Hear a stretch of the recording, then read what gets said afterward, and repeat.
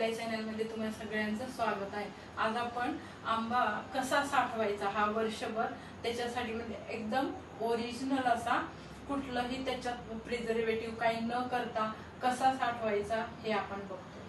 आता आंब्याचा गर कसा साठवून ठेवायचा ते बघतोय।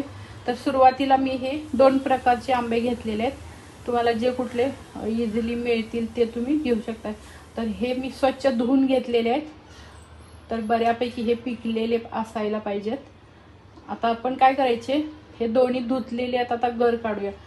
तर एकदम साध्या पद्धतीने आपण कसं साठवून ठेवायचं आपल्याला वर्षभर हे बघतोय आपण।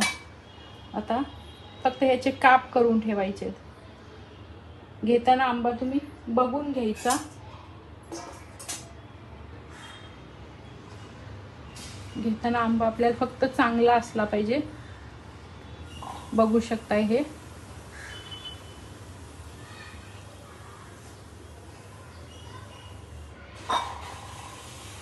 अगदी पण एकदम पिकलेला नाही घ्यायचा,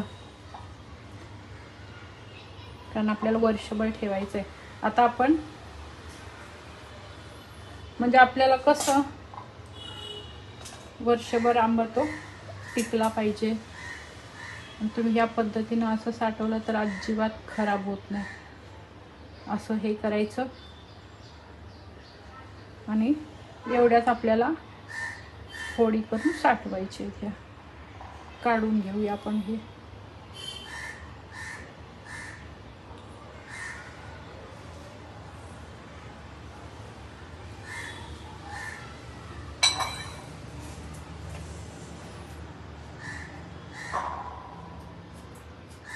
बघू शकता पटकन निघतं हे। आता आपण काय करूया, हे सगळे मी आंबे काढून घेते। पूर्ण असं सगळ्या ह्याचे काढून घेऊया आपण यामध्ये।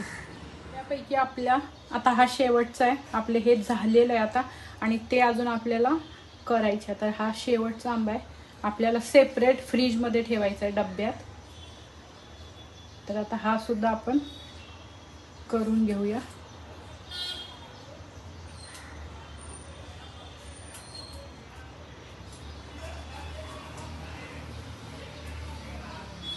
आता आपण तोपर्यंत डबे स्वच्छ धुवून घ्यायचे। प्लास्टिकचे जे तुम्ही डब्यात ठेवणारे कुठल्या ते स्वच्छ डब्यात ठेवायचे, धुवून घ्यायचं सुरुवातीला उन्हाला लावून। थोडं झालेले एका प्रकारचे। आता हे सुद्धा आपण काढायला घेऊया।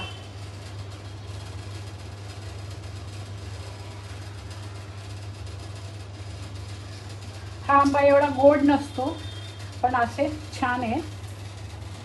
चवीला एवढा गोड नसतो, पण आपण कसं आमरस करणार किंवा आपण आम्रखंड करणार, तर त्याच्यासाठी आपण वर्षभर वापरायचा हा। आता हे सुद्धा आपण सगळं काढून घेऊया। आता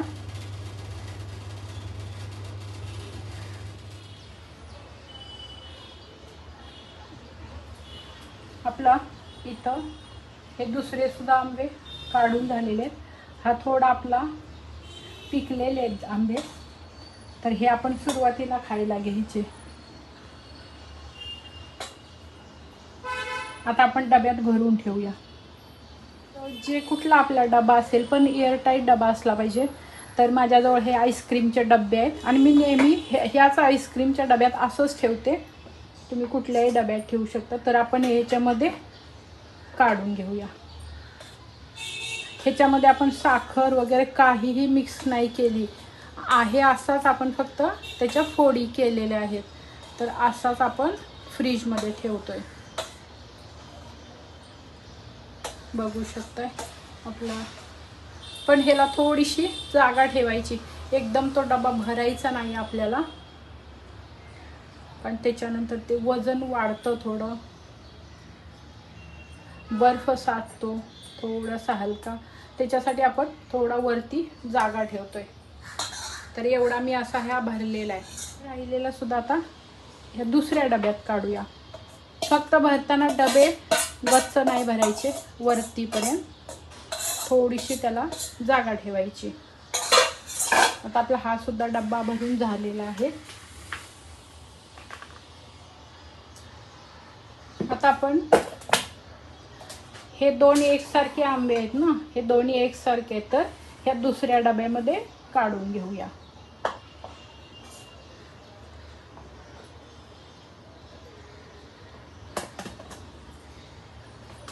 आपण हे आपले झालेले आहेत ह्याच्यामध्ये ठेवून अगदी आपण सोप्या पद्धतीने किंवा कुठलीही जास्त साखर किंवा टिकाऊ पदार्थ म्हणजे असं ठेवतो तसं काही आपण ह्याच्यामध्ये मिक्स केलेलं नाही. साखर वगैरे घातली तर थोड्या दिवसांनी तो काळा पडतो, म्हणून आपण आहे त्या स्थितीतच हे ठेवायचे आहेत ओरिजिनल ह्याच्यामध्ये. तर आपण आता हे पॅक करूया. अगदी तुमचं हे गर आहे आंब्याचा, हा अगदी वर्षभर असाच राहतो. आता आपण पॅक करून फ्रीजमध्ये ठेवूया. आता कधीच ही आपल्याला सणाच्या वेळेला वगैरे आम्रखंड करायला किंवा वाटलं तर ज्यूस करायला आपण वापरू शकतो. तर मी तुम्हाला डीप फ्रीजला ठेवणार आहोत. डीप फ्रीजला ठेवूया. आपण आता हे डीप फ्रीजला ठेवूया. एकदम पॅक केलेलं आहे.